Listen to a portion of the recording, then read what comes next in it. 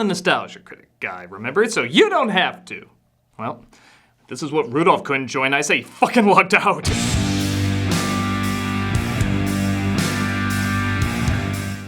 Yeah, it's still December, but it's well after Christmas, so I was looking for something that's kind of a Christmas movie, but kinda not. And honestly, nobody quite knows what to label this film as. Released in 2000, Reindeer Games is arguably Ben Affleck's first major box office disappointment after Good Will Hunting. It even served as a punchline every once in a while. And sometimes you gotta go back to the well. Yeah, sometimes you do reindeer games. That's just me. The idea of doing an action Christmas movie isn't unheard of, but it is rarely successful. And people often point to this film as an example of why they're not done so often. With that said, is it a Christmas monstrosity that's worth all the punchlines? Well, we're gonna take a look at this left out expired fruitcake to find out. And I don't usually do this, but upon editing, I just found out I reviewed the director's cut of the movie. If you're saying to yourself, oh my god, this version's not gonna be as bad, maybe not, but it's still pretty crazy bad. So don't worry, you'll get your fill of this review. Let's wrap up December last week, please. This is Reindeer Games. Okay, movie, that doesn't work. You can't have music like that and then show that title expecting us to take it seriously. It'd be like showing...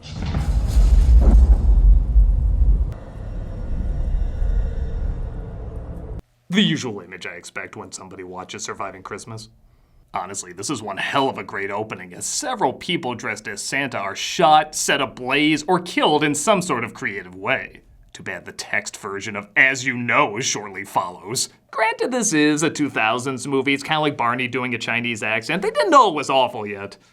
We see Affleck playing a character named Rudy, and I will say this movie has a pretty rockin' cast. You got James Frain as his best friend Nick, Charlize Theron, Gary Sinise, Danny Trejo. Even Isaac Hayes has a cameo in this. Knowing that this intro in prison clearly should have opened up with, Say everybody haven't seen my balls, they're big and salty and brown.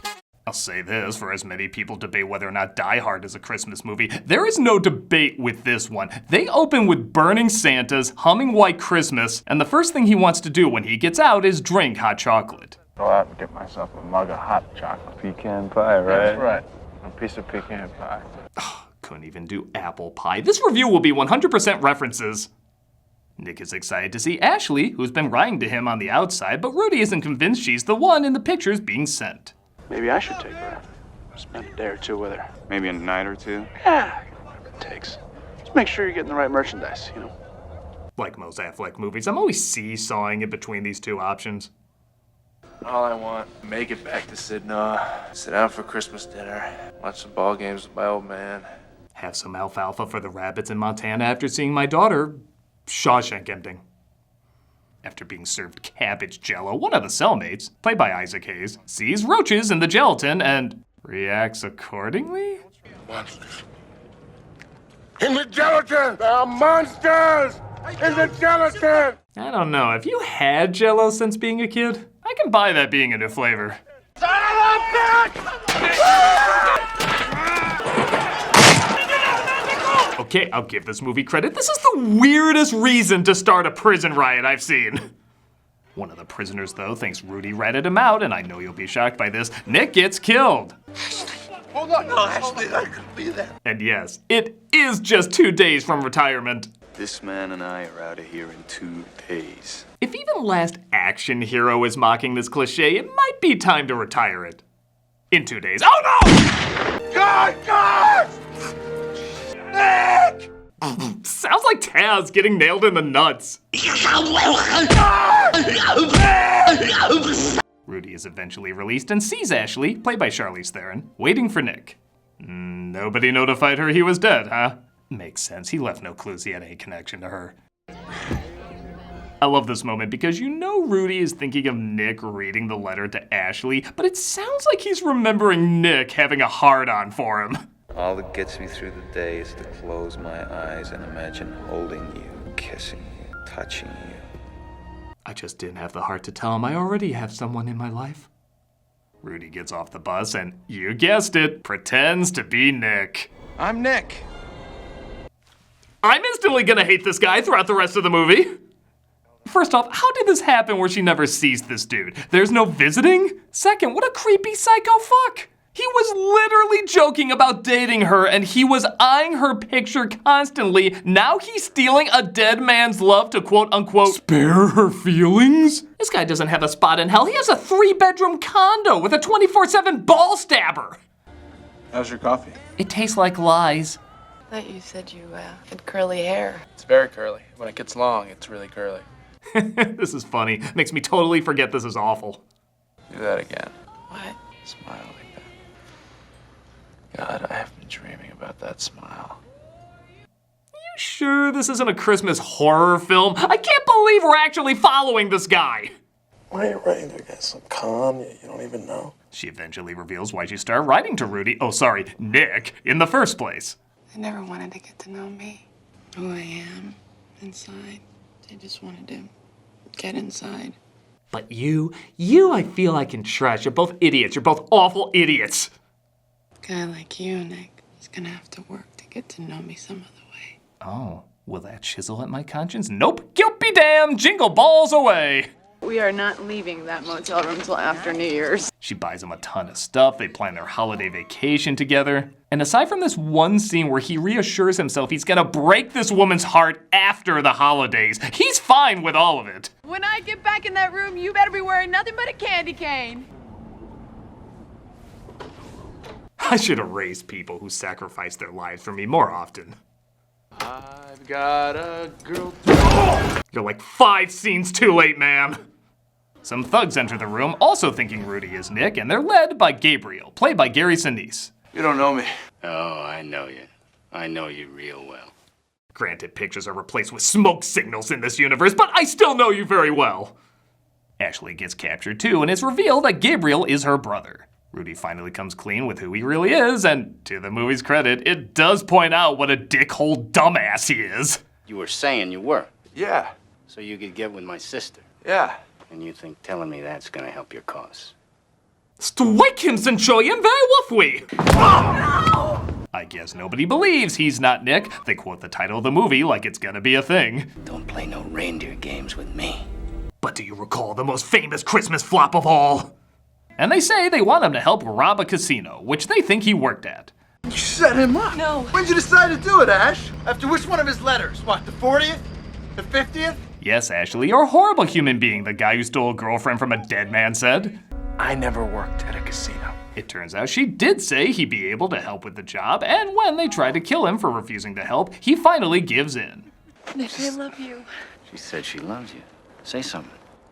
I had better sex in prison. Which hopefully all of you will return to after making this movie.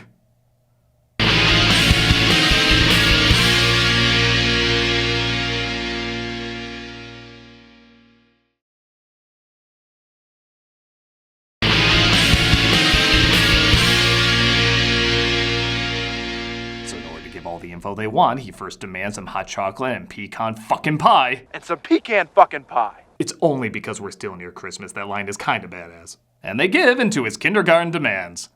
I could really go for some onion rings. I need to see that at least 5 more times. Sorry, I really hate this character. In one of his few clever moments, he says the place has been changed around, so he's not sure he'll be able to help them out, as security measures were probably changed too. When they say they don't need him and threaten to kill him again, he says if he gets in, he can be of help. You walk in there, they recognize you. They won't recognize me, trust me. Why not? Because you're gonna get me a disguise. I know an absolute master. He'll get us what we need. They chain him up at the hotel, and him and Ashley finally have some alone time again. Said when you come out, he wants to talk to you, that's all. I thought he meant after New Year's, you know, back Oh, to yeah, the but you knew joint. what he wanted, right? I thought we had a few more days. I can't believe you were gonna lie to me until after the holidays. You're dating yourself! How fucking stupid are you? You think he's not gonna take this out on me, Nick? What do you want from me? Sympathy? I don't feel bad for you. Again, it's like he's shadowboxing with his own hypocrisy. She reveals this is their first robbery, which is the only thing I believe in this movie. And remember that crack I made about the master of disguise? I wasn't too far off. You're sending me into an Indian casino dressed like a cowboy. Well, we were originally thinking Batman, but we didn't think anyone would buy it. All right. Y'all keep an eye on my guitar now. We have fun in this horrendous scenario. I think I liked you better when you were in prison. Yeah? Is that why you keep trying to put me back in? Vanilla Sky? What was that about? Dennis Farina plays Jack Briggs, who's trying to improve the casino's profits by talking to the official owners. And he's off to a great start winning them over. Until you people get together around a campfire, smoke a pipe, and do some kind of fucking spirit dance about this goddamn snow. Jesus, why don't you just have what makes the red man red as your ringtone? The tribe is concerned that many of your new ideas are not bringing in any new revenues. Also, like everyone in this movie, you might be fucking terrible. Listen, Hopalong, you look like an intelligent fella. Let me ask you something. Wait, give Affleck a second. It's the first time he's ever heard that. How'd you hear about us? Radio, TV, cable? President. I also heard about your random Ashton Kutcher cameo. Somehow Affleck's beard still looks more real than his. He switches outfits with Kutcher and tries to escape. Again, like an idiot fuckwad, he tries to wave down the car with the bad guys in it, and he gets caught. This calls for another hilarious Affleck scream. Hey, I say you need some help. Shut the fuck up. Look, man, get the fuck out of here. Okay, we've evolved from Tasmanian Devil to Bobcat Goldthwait. Gabriel kills the guy and they hide out in a secluded, family-friendly location. I'll admit, I played darts a lot more if Rudy was the target. Fucking convict! I have no idea if this is meant to be funny or not, but I'm laughing either way. They give him one more chance because they're really goddamn stupid. And Rudy tries to think of a way to get Gabriel out of Ashley's life forever. We gotta be doing more than just walking away. You mean take the money? Yeah, take the money. Yeah, that'll keep him out of the equation. What doctor did give you this prescription?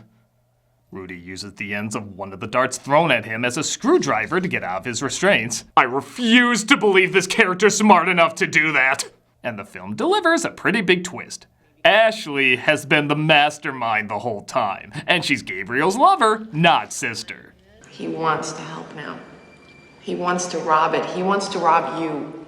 Now there's, of course, a million better ways to rob a casino than this ridiculously backwards plan. Even the people who staged Han's rescue and Return of the Jedi would be like, this makes no goddamn sense. But it really is Theron's acting that kind of makes this a fun twist. She really was convincing as the dumb sister who didn't know any better, and this film was so poorly constructed, I totally bought they were going for a legit romance. Yes, their chemistry felt phony, but not for the reason that she was lying to him. I'm not sure if that's a compliment, an insult, or both, but I'm trying to find the plus side to this movie wherever I can. Shit. He's still unable to escape, and it looks like he has no choice but to be on board with the robbery. And as you probably predicted, they all dress up like Santa. No more toys for the kiddies, but we do have charitable donations. And I'm just gonna say it, I could weirdly watch a whole movie with these actors dressed as Santa Claus gambling. Now look at that, Grandpa. Yeah, I'm gonna win your sled. Watch out for this guy's a fucking jinx. With fat man with flying horse, get quarters, please. What kind of a people cheat Santa Claus? If it was like this for an hour and a half, I would recommend the shit out of this. A casino wouldn't find this sus at all. That's what I like to see. Now that's the spirit. You notice how their toy sacks have giant dollar signs on them? That's positive thinking. Turn off the fucking alarm! Yeah, I don't know. This is about how I expect SantaCon to go down nowadays.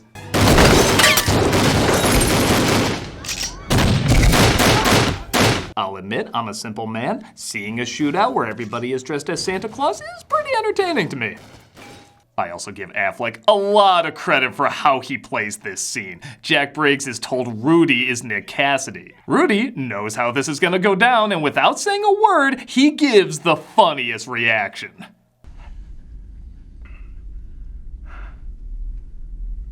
Not Nick Cassidy. That's pretty great. He does say Nick told him where a secret safe is, and sure enough, they find it. Santa Claus! Welcome to the Tomahawk! I know you're trying to be this. Good try. This is also a very creative way to kill someone. Affleck is given a squirt gun that he filled with alcohol. So, when one of the thugs is lighting a cigarette, well... Okay, this is a little fun near the end. Rudy gets captured again, though, and they're gonna try and make it look like he burned up in a car accident. It's revealed, however, that Ashley wanted the money all to herself. Ash? How'd she know? No, I killed a sleigh driver. Okay, so this film isn't that great. It had a lot of problems, but it does have a good twist, a fun climax, and some decent mean-spiritedness. Have one of them kill the other off, and maybe we can call it even. But nope, they're not done with the surprises. They have one more dumb as fucking hell twist that makes this movie the infamous blunder that it is.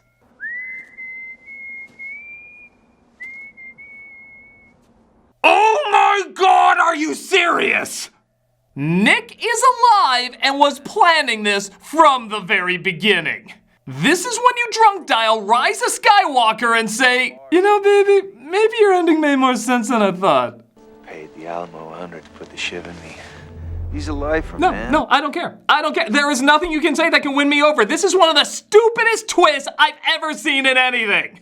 The well-made blood capsule gets you a nice... No, you think there's gonna be a moment where I'm like, oh, that makes a whole lot of sense? It's not humanly possible. You could tell me he was Hermie the Elf and all of this was paying for dental school, and I would buy it as much as anything else you say. I can't believe this is the direction they're going.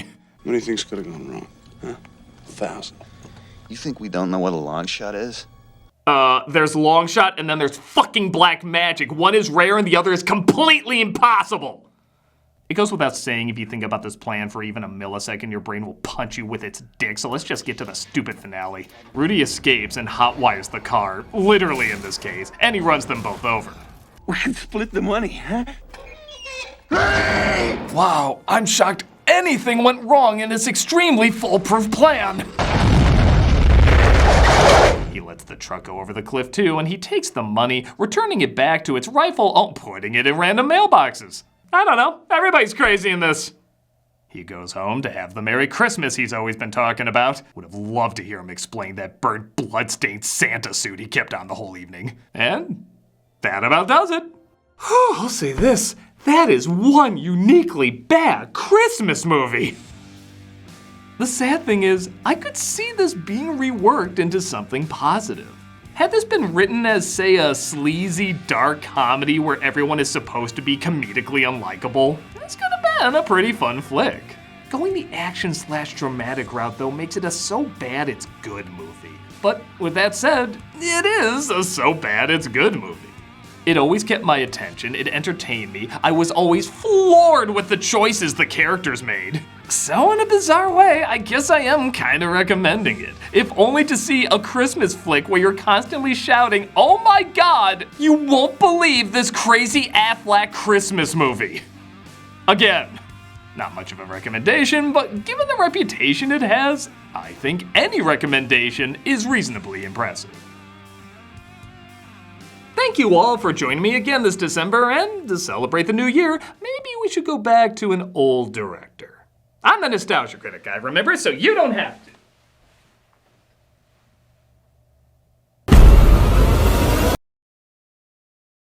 Get out of here! Look, man, get the fuck out of here!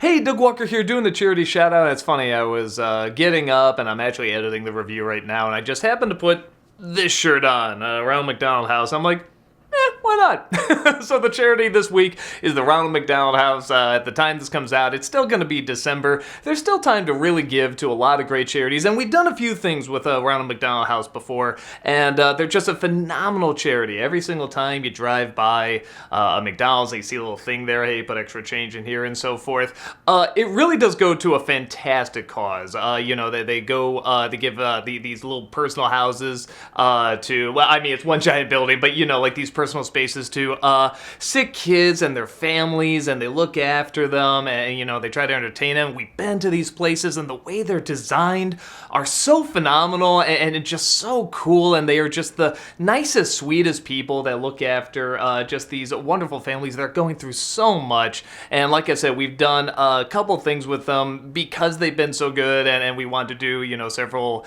charity events with them. Just trust me, they're worth it, man. They do such good good work. So, it's the last week of December here, and I know everyone's probably done spending Christmas money and stuff, but I mean, there's always people that are going to need it a lot more, and this is a really good organization to give it to. So please check out their website, see if it's something that you want to donate to, or again, just share the good word about, because the people who work here do such good work, and I will see you next year. Take care.